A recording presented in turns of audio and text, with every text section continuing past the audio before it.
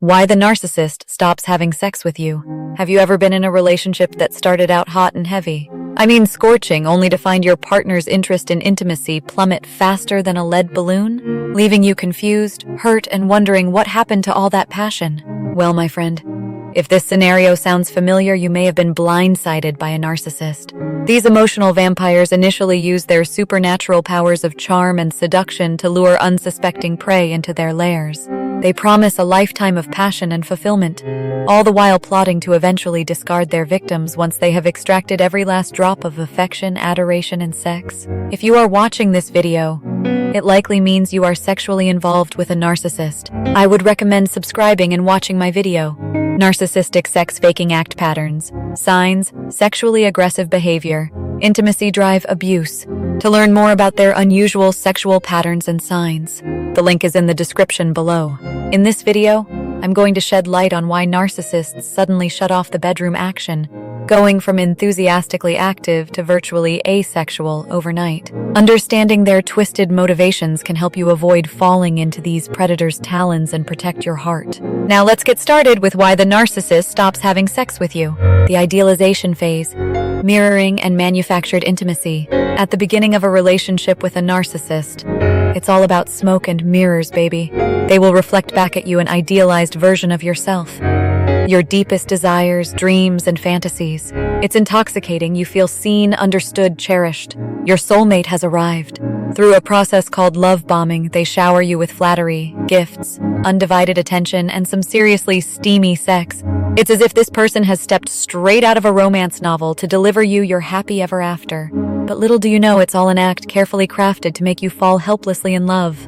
The narcissist is a skilled emotional shapeshifter, morphing into whatever you want them to be. Chameleons have nothing on these sly tricksters. They intently study your likes, dislikes, and vulnerabilities, then present themselves as your perfect match. But it's not real intimacy or connection. It's more like an out-of-body experience. They detach their actual self from the interaction, mechanically pleasuring you while remaining emotionally disconnected. For them, it's merely a means to an end. While you feel a deepening bond, they see a checkmark on their seduction to-do list. Devaluation phase, bait and switch. Once the narcissist feels confident, they have secured your devotion. The pretense begins to slip. The considerate, caring partner is slowly replaced by a cold, critical figure. Intimacy fades to the point that months or years may pass without any sexual contact. What happened to those steamy romps between the sheets? Well, now that you're emotionally captive, there's no longer a need to keep up the fantasy. The narcissist has what they want, your willingness to cater to their needs while asking nothing in return. Sex loses its manipulative power. Plus, true vulnerability required for real intimacy makes them uncomfortable. They equate it with weakness, something to avoid at all costs. Deep down, they harbor a fragile ego and intense self-loathing they work hard to conceal. You may plead to rekindle the passion, promising to try anything. But nothing seems to work, leaving you feeling rejected and worthless. Meanwhile, they act annoyed that you still have sexual needs to be met at all. That's the narcissist bait and switch for you. The real reasons narcissists withhold sex. By now, you're probably wondering why narcissists even bother with sex in the first place if they take so little pleasure in it. Truth is, they have some twisted motivations, flaunting their prowess to impress others. Narcissists love to brag about their conquests. They get off on their supposed irresistibility, quantity over quality, controlling you through intermittent reinforcement. They'll randomly throw you some table scraps of intimacy, keeping you hooked. It's all about power, validating their fragile ego. Your desire makes them feel special, strong, and virile, boosting their pathetically weak sense of self, ensuring loyalty and obedience. If you're being neglected at home, you're less likely to leave. It's emotional blackmail, punishing perceived slights or failures. Withholding intimacy can be punishment if you somehow bruise their ego. Let's go more in details about this. Flaunting their prowess to impress others. Narcissists love tallying up their trophies like a desperate door-to-door salesman trying to meet quota.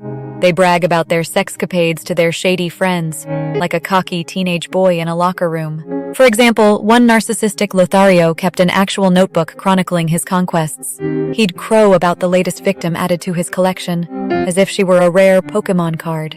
Another narcissist femme fatale delighted in telling coworkers about the multiple dupes she had dancing like marionettes on her string. She pitted these sorry saps against each other in a Hunger Games-style competition for her fleeting affection.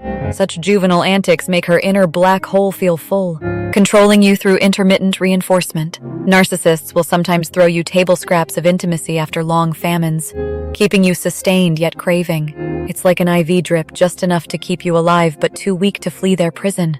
For instance, one wife went months with her husband as interested in sex as a neutered dog, but out of the blue he initiated out of nowhere, giving her a hit of the good stuff before shutting back down. This roller coaster kept her addicted like a gambler chasing a jackpot. The unpredictability pumped her body full of cortisol, warping her brain to equate trauma with love. She became a caged hamster fixated on pleasing her keeper, validating their fragile ego. Your desire is a steady stream of fuel for the narcissist's chronically empty ego tank desperate for a top-up. For example, one narcissist pursued a woman solely as a status enhancement. She was an appealing trophy to show off to his derelict friends like a new sports car.